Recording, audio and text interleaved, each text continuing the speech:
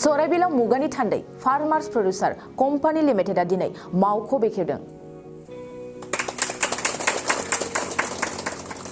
दिनै गसाइगाव महकुमानि सिङाव थानाय सराइबिलाव मुगानि थान्दै फार्मार्स प्रड्यूसर कम्पानी लिमिटेडआ गावसोरनि गाहाय मावख'खौ बेखेवनाय जायो।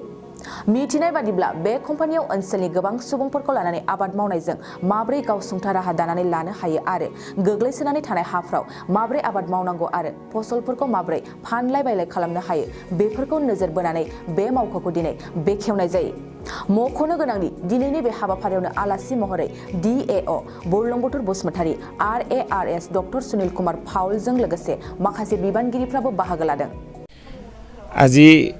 मुगानी थान्दाई फार्मार्स प्रड्यूसर्स कम्पानी जितु उद्बोधन करा हल हितु बहुत दिनर आशा आছিলে आमार आंचलिक कृषि गवेषणा केन्द्र कारण यार जितु ब्रेन चाइल्ड मैं यार कृतित्व आमार डॉक्टर KM बुजुर्गबुराक दिम तेखेते এই ধারণাটো দিছিলে যে প্ৰতিখন জিলাতে APC গঠন কৰিব লাগে খেতিয়কৰ উন্নতি কৰিবলৈ হলে আৰু তাৰ পিছতে আমাৰ এটা অর্গানাইজেশন আহিলে যেটো আমাৰ এপার্ট যেটো আমাৰ বিশ্বব্যাংকৰ আন্ডাৰত এই আঁচনিখন চলি আছে তেখেতসকলেও মানে APC গঠন কৰাৰ কাৰণে তৎপৰতা ললে আৰু সেই APC গঠন কৰাত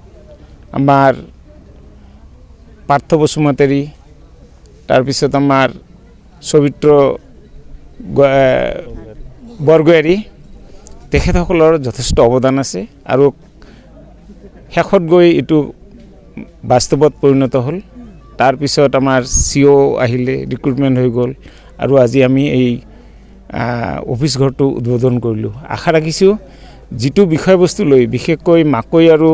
সৰিয়হ খেতিৰ কাৰণে এই APC গঠন কৰা হৈছে তেখেতসকলৰ তত্ত্বাৱধানত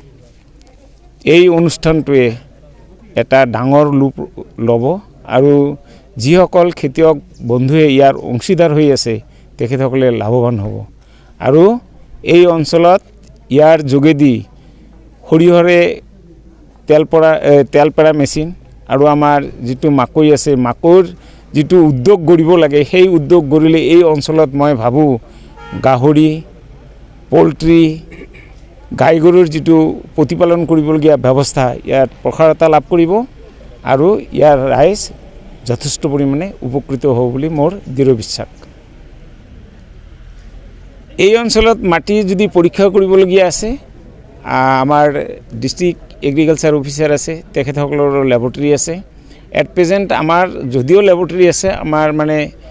সয়েল সায়েন্টিস্ট নাই হয়তো অদূৰ ভৱিষ্যতে আহিব তেতিয়া আমি ইয়াৰ মাটি পৰীক্ষা কৰি দিবলৈ সক্ষম হ'ম।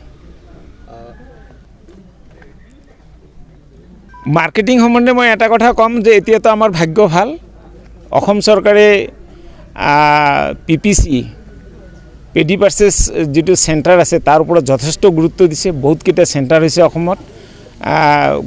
আমাৰ CM এনেকুৱা গুৰুত্ব দিছে যদি কোনোবাই যদি পেডি পাৰ্চেস কৰিব নোৱাৰে তাৰ বিৰুদ্ধে ব্যৱস্থা লোৱাৰ কথা তেখেতে চিন্তা কৰিছে আৰু ইয়াৰ কাৰণে মিনিমাম সাপোৰ্ট প্ৰাইস দিছে এতিয়া ৰাইচৰ যেটো মিনিমাম সাপোৰ্ট প্ৰাইস 2040 টকা প্ৰতি কুইণ্টলত তাৰ মানে মনত আমি 40 কেজি বিকিলে 816 টকা পাম গটিকে এই APC থ্ৰু দি মই ভাবো খেতিয়কসকল যথেষ্ট লাভৱান হ'ব কাৰণ খেতিয়কসকলে গৈ পেলাই বজাৰত কম দামতে বিকি দিয়ে যেতিয়া APC হৈ যাব APC থ্ৰু দি যেতিয়া ট্ৰাকে গৈ পেলাই PPC সেন্টাৰত জমা হ'ব আৰু তেতিয়া এই APC থ্ৰু দিয়ে তেখেতসকলে পইচাটো পাব আৰু ইয়াৰ বিনিময়ত কি হ'ব যদি খেতিয়কে যদি সোনকালে পইচা লাগে APC পেমেন্ট কৰিব তেতিয়া হিহঁতে APC তাত বস্তুখিনি বিকিলে হিহঁতৰ একাউণ্টত পইচাখিনি জমা হৈ যাব তাৰ দ্বাৰা খেতিয়কসকল যথেষ্ট লাভৱান হ'ব বুলি মই ভাবো। আচ্ছা নেবে FPC মুগানি थान्दै बेखौ बिथांमोनहा जवा बोसोरनो बिनि मामाखौ कमप्लिट खालामनानै लाबाय आरो जिखिनि माने मामा नांगौ जोङो मुगानि थान्दैयाव जिखिनि माने SOP আছে SOP खौ फलो खालामनानै बिथांमोनहा जेनेका FIG खुलिबाय बहाय माने दासिम जों मिथिनायाव 400 सासो माने फार्मारफ्रा बहाय इनभल्व जानानै फैबाय दा बेखिनि खेत्र किसुमान SOP আছে दंबावो आरो बे SOP जुदि फल' खालामनानै थाङोब्ला जेनेबा बिसोरनिफ्राय बिथांमोनहा आखौ माने साबस्क्रिपसन कालेक्सन खालामनांगौ नियम बादियै मिनिमाम 4 लाख बेबादि एमाउन्टनि बिसोरो जमा खालामनांगौ ओमफ्राय बिनि उनाव बेखौ बिथांमोनहा सरकारनो जमा होगोन आरो बहाय बेखौ लानानैनो सरकारा बिथांमोननो माने पर्यायक्रमे माने बिथांमोननो एदु सहाय हरबाय थागोन दासिम जेथु सहाय खालामदों एबार जाहैबाय बिथांमोननो प्रथम हिसाबै जोङो कम्बाइन्ड हार्भेस्टार हरनाय जादों एदु चिफ मिनिस्टार समग्र ग्राम उन्नयन योजना बे स्किमनिफ्राय बिथांमोना अनलि 10% माने जिखिनि दाम जायो 10%ल' जमा होनानै बेखिनि मेसिनखौ बिथांमोना मोननो हेतु एबा हकम जाहैबाय बिथांमोना एबारनो माने खामानि मावनानै रायजोफोरनो देखायनानै रायजोफोरनि जितु एटेनसन बेखौ बिथांमोनहा द्र खालामनो हायो जाय मानसिया सासे फार्मार बा ग्रुप अफ फार्मार बिथांमोननि डेभेलपमेन्टखौ नायनानैनो नैबे माने एतु FPC खौ दानाय जाहैदों बहाय अनलि कमिटिया डेभेलप जाया कमिटिनि मानसिफोरा गावनि माने एतु एरियायाव जेसेबांनाखि FIG ग्रुप दङ बा फार्मारफोर दङ बिथांमोननि खेथि मावनायाव डेभेलपमेन्ट लाबोनायजों लोगोसे खेथि मावनायाव प्रडाक्शनखौ बारायहोनायजों लोगोसे ओमफ्राय बे प्रडाक्शनखौ बोरै माने मार्केटिं खालामनांगौ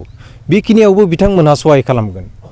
दा जों प्रडाक्शनल' खालामनानै जाया दानि जुगाव जोङो जुदि मार्केट लिंकेजखौ जों लाबोनो हायाब्ला जोङो मार्केट प्राइसखौ मोननो हाया दा बेखिनि मार्केट लिंकेजखौबो बिथांमोनहा लाबोगोन बहाय ओमफ्राय बिनि उनाव एस ए हल माने बिथांमोनहा जों बेहाय ससियेल जितु इक'नमिक डेभेलपमेन्ट खेथि मावनायजों लोगोसे इक'नमिक डेभेलपमेन्टआवबो फैगोन बिनि उनावहाय ससियेल जितु इनफ्रास्ट्राक्चार बा ससियेल जितु डेभेलपमेन्ट बेखिनिखौबो बिथांमोनहा बहाय लाबोनो हानायनि मोनसे सुबिदा दङ आच्छा सार जोंनि ओनसोलाव जों बहाय बेखिनि प्लेनिंखौनो जों खालामनांगोन जिहेतु जोंनाव जोङो मेक्सिमाम जों नुनो मोन्दों माइनि आबादल' खालामो माइनि उनावहाय जोङो नेक्स्ट खेथि खालामनायखौ जुदियोबा जायगा खालामो गोबां एरियाखौनो जोङो हयतो खालि नुनो मोनो किन्तु एबार मा जाहैगोन एबार जितु बे सिजननिफ्रायनो नैबे राबि सिजन जों नुनो मोनबाय एबार माइ खालामनायनि उनाव बेखौ जोङो कम्बाइन हार्भेस्टार बाहायबाय लोगो बेखौ कम्बाइन हार्भेस्टारजों हानानै जोंनिया माबा टाइमा जोंना खेथि फोथारा फ्रि जाहैबाय खम समनि गेजेरावनो आरो लोगो बेखौ हालेवनानै जोङो बहाय हयतो बेसर फोनायखौ जों नुनो मोनबाय आरो जायगा जुखाम फोनोबो बहाय प्लेनिं लादों आरो बिनि अनगायैबो गोबां खेथि बहाय मावनायनि मोनसे अलरेडि प्लेनिं खालामनानै दोनखाबाय जाहैबाय एक्चुअली जितु FPC नि टारगेटआनो रायजोफोरखौ सहाय खालामनानै होनाय दा आं आसा खालामदों बिथांमोना जथेस्थ' सहाय खालामनो हागोन आरो बे सहायखौ बिथांमोना थ्रु माने ट्रेनिंबो खालामनांगोन ससियेल अर्गानाइजेसन ससियेल मबिलाइजेसन बेफोरनि दारैबो बिथांमोना खालामनो हायो आरो जिहेतु जोंनो बहाय ग्रुप सिस्टेमै मावहैगोन बे खुब मोनसे मोजां इफर्ट बियो जोङो इजिलि जों फार्मारफोरखौ लोगो हमनो हागोन बहाय बिथांमोनहा लोगो मोनगोन बा जों बिथांमोनखौ बुजायनायाव बा जोंनि जितु टेक्न'लजि जितु इमप्रुभ टेक्न'लजि बेखौ लाहोनायाव गोबां माने बारा टाइम नङाब्लाबो जों गोबां एसे खम समनि गेजेरावनो बेखिनिखौ जोङो थाबैनो मावनो हागोन होननानै जों आसा खालामो माबा मोनसे जोलै एबा बेगरबो मोनगोन बादि नामा अफिसनिफ्राय जों जेसेबां हायो जों बेखौ बिनि खेथियकफोरनो बा जितु बिनि प्रडिउसार अर्गानाइजेसन बिथांमोनहा अफिसजों जों जगाजग लानांगोन बा जोंबो फैनानै बिथांमोनजों जोङो बहाय फैनानै सावरायफैगोन बहाय मा धरननि माने खेथि जायो बा एबार जेनेबा बेसर खेथि जादों जों बेसरनि जोलैबो हरनाय जादों बहाय बा जुखामनि जोलैयाबो फैगासिनो दङ जों जुखामनि जोलैबो हरगोन आरो बिनि अनगायैबो बोथोरखौ नायै बोथोर जिहेतु खेथि जायो बेबायदि जोङो अफिसनिफ्राय जिखिनि हायो जोङो बहाय सापर्ट खालामनो जोङो सेस्था खालामगोन जों हानायमानि जोङो जितु एलटमेन्ट फैयो जोंनियाव जेनेबा फ्रि फैयो फ्रिखौनो जों होनो सेस्था खालामगोन आरो बिनि अनगायैबो मेसिनारि पार्ट्सफोर फैयो बेफोरखौ मेक्सिमाम साबसिडि रेटआवनो फैयो बा सरकारा जिबायदि माने सहाय खालामो बेबायदिनो जों बहायबो बिनि खेथियकफोरनो होनो जोङो सेस्था खालामगोन गोसो गुदुं गलादारफोरनि थाखाय मोनसे मोजां खौरां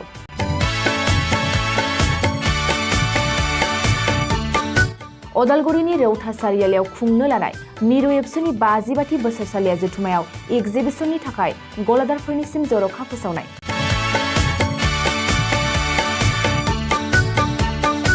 फैगौ 2023 मायथाइनि 26, 27, 28 आरो 29 जानुवारियाव खुंनो लानाय मिरु एबसुनि बोसोरसालिया जथुम्मायावनो बायदि रोखोमनि मुवा बेसादफोरखौ दिन्थिफुंगोन एग्जिबिशन। बे एग्जिबिशनावनो आबादारि, हेन्डलुम, टेक्सटाइल, फिचारि आरो हारिमु बायदि बायदि आयदाफोरखौ दिन्थिफुंनो थांखि लादों बानजाय आफादा।